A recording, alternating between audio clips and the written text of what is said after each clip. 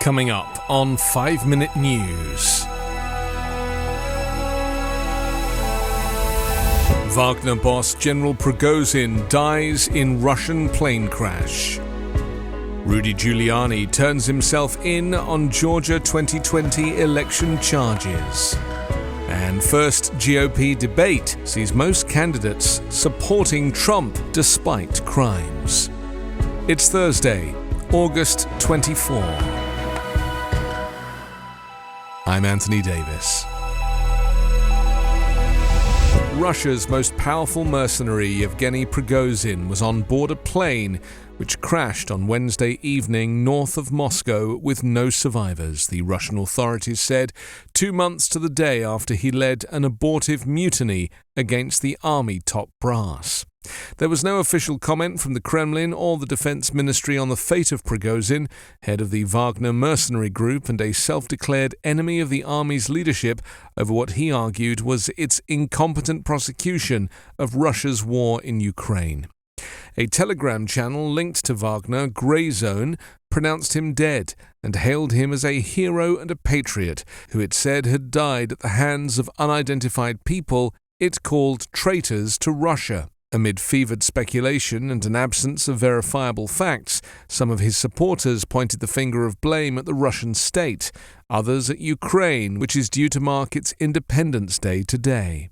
Others who have opposed President Vladimir Putin or his interests have also died under unclear circumstances or come close to death, including outspoken political leaders and journalists.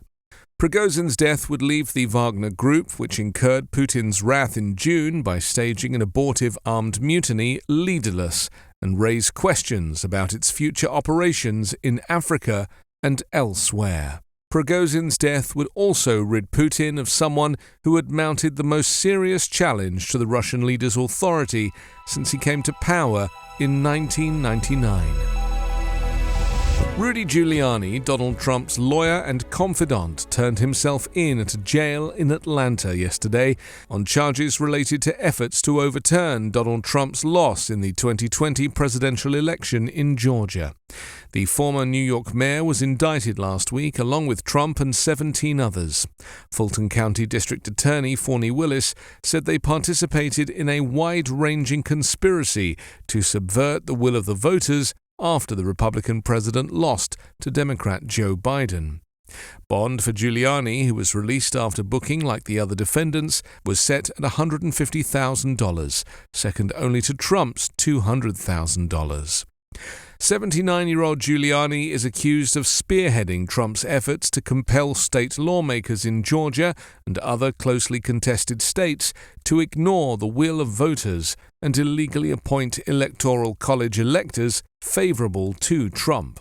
Other high-profile defendants also surrendered yesterday, including Jenna Ellis, an attorney who prosecutors say was involved in efforts to convince state lawmakers to unlawfully appoint presidential electors, and lawyer Sidney Powell, accused of making false statements about the election in Georgia and helping to organize a breach of voting equipment in rural Coffee County.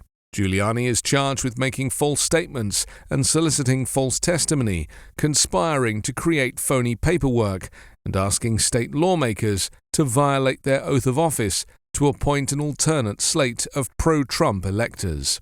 Trump is still the front-runner in the 2024 Republican presidential primary, has said he plans to turn himself in at the Fulton County Jail today.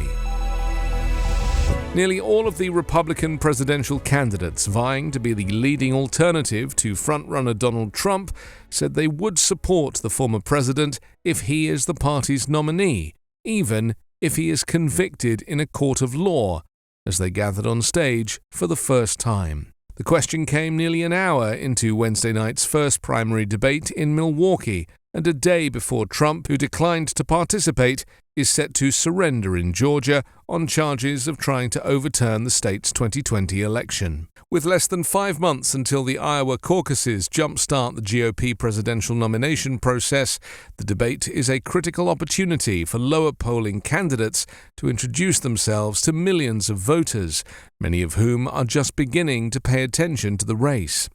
The pressure is greatest for DeSantis, who announced his campaign in May to great fanfare, but has since struggled to gain traction and is now fighting to maintain his distant second-place status.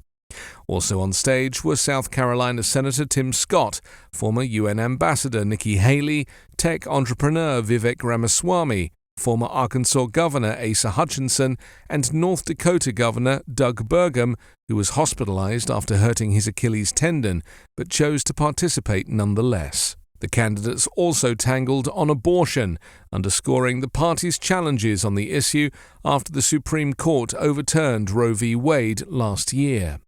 All of the candidates identified as pro-life, but differed on when restrictions should kick in after the court ended the constitutional right to an abortion, leading to a wave of restrictions in Republican-led states.